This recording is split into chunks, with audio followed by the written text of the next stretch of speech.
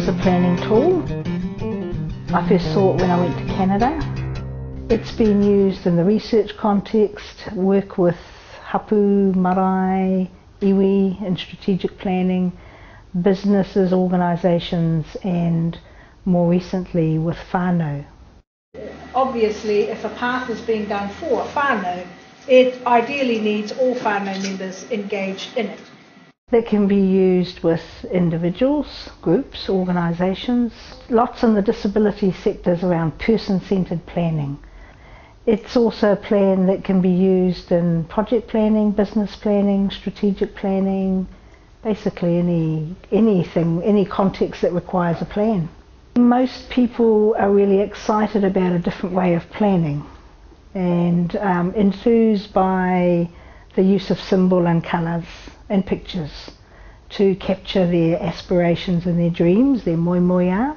It's quite a structured, systematic process, starting with the end in mind, looking at people's dreams and aspirations first. If you don't know where you're going, you won't know when you get there.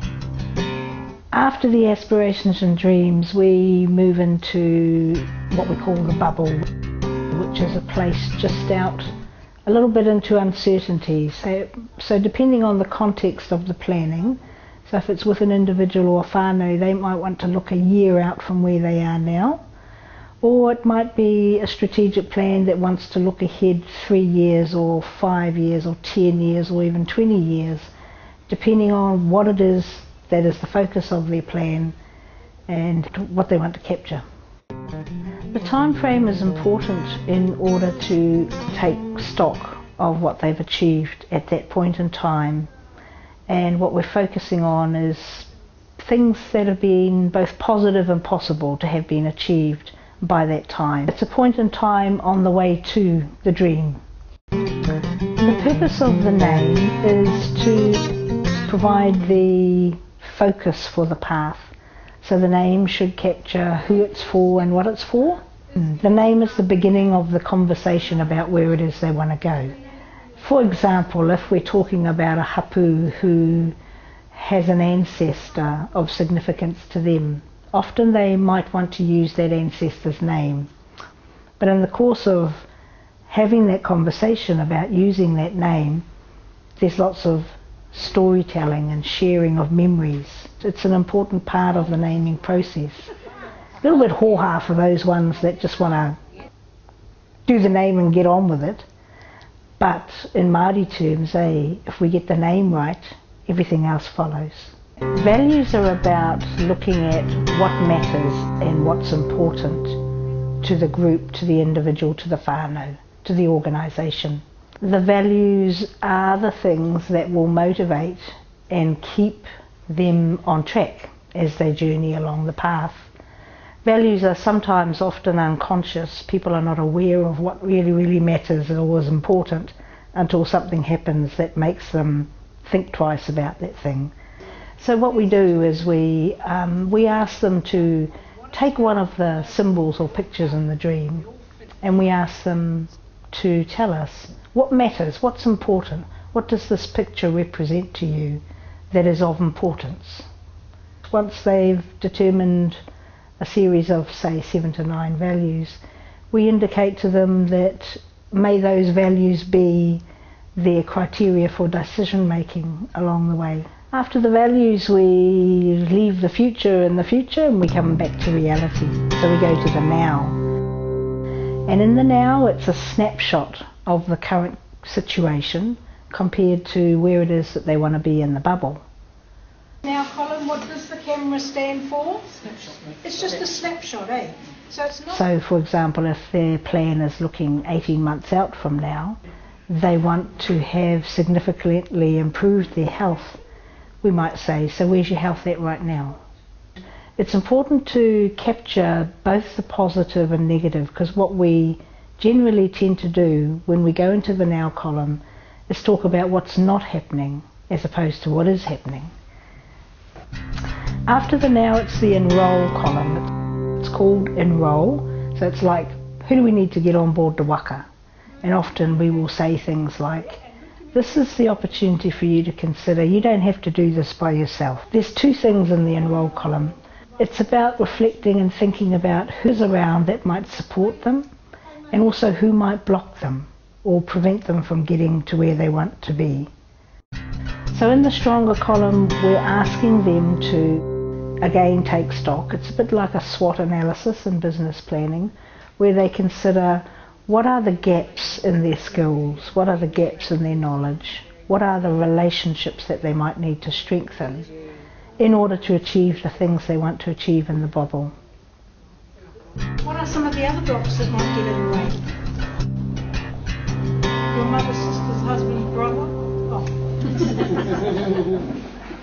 The blocks column is a section that I added to the path. It was not previously there when I first saw the path. The reason why I added it is because in my 20 years of facilitation work with Maori, I believe that if we can be masters of being able to deal with anything that gets in the way, then we're away. We can achieve anything we want to achieve. So I thought it was important to, within the path, have a space to acknowledge the things that most hurt or might be perceived as the biggest blocks or biggest barriers to them achieving what they want to do. So in that column itself, we merely ask, what might prevent you from getting to achieving the things you want to achieve? What might get in the way? What you put out, you get back. Okay. After the blocks, it's on to the action plans. So one of the distinctive things about the path in planning is that we plan backwards, not forwards from where we are in the now towards where we want to be. The idea is 2 events will have occurred. Which ones are they? The planting day and Planting day and the bonfire. okay, and the first event will have been achieved by July, and that event was Matariki. It's a systematic backward planning process, which is also one of the challenging parts of the path, because people are so used to starting from where they are now. But we go forward to the place where we've achieved things, and we map out how we got there going backwards. Back at the quarterway point, a hui or wānanga, one hui wānanga with Aotearoa will have occurred. First step, a planning rongoa hui with Aotearoa will be completed by the 30th of May. Ka pai? Thanks to that group over there. That's it. You are merely, again, taking stock of your achievements at the halfway point, quarterway point. What I find happens generally when we plan from the now and we work ahead to where we're going to be is that we will often get a bit sidetracked talking about how, and we dive down into the detail of, well, we could do this, but if we did that, etc. So that's why planning backwards works better, because merely you're looking to capture the milestones, the things that have been achieved at certain points in time along the way toward the bubble. In the first step stage, which is part of the action planning, is the most important thing that has to happen to gather momentum in order to work toward achieving that thing that you want to do. The first step is described merely in terms of an action occurring by a particular date. A buddy is identified to help you take that first step. The other thing is that once they've identified the first step, they must do something within the first 24 hours of doing the plan. So something positive and possible, and action. And what we've found is that that first step, if they take their first steps, the rest of the plan follows, in fact, quicker than they anticipated. The path is concluded by capturing the feelings that might occur along the way to implementing the path. So for example, we'll say, as you look at the now column and you think about where you're at now, how does it feel to be where you are now? And as you progress along, if you enrol the people that you've identified could help you, how would that feel? So it's kind of taking stock of the feelings along the way. If we're working with a group, we will often invite them to come and sign their names on the path. And that is the final bit, and often we've done things like we've said to them, as you put your name on this path, would you like to sort of say one thing about how the process has been for you? And that's been really awesome to see people writing their names on there, and they will often share a level of commitment as they sign their name to it, so thereby kind of creating ownership or buying in. But I just want to say one thing.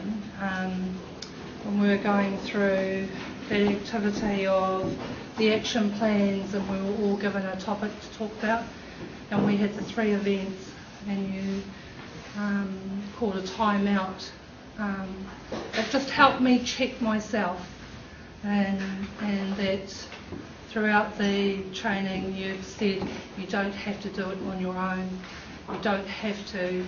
It's not about you doing it on your own. And Kia ora tātou. Yeah, I believe totally in the whole process. I'm a doer. I like action. I like getting to solutions. I like working hard for my people and making a difference and seeing that difference. So I'm going to put my name up here. So I tell us.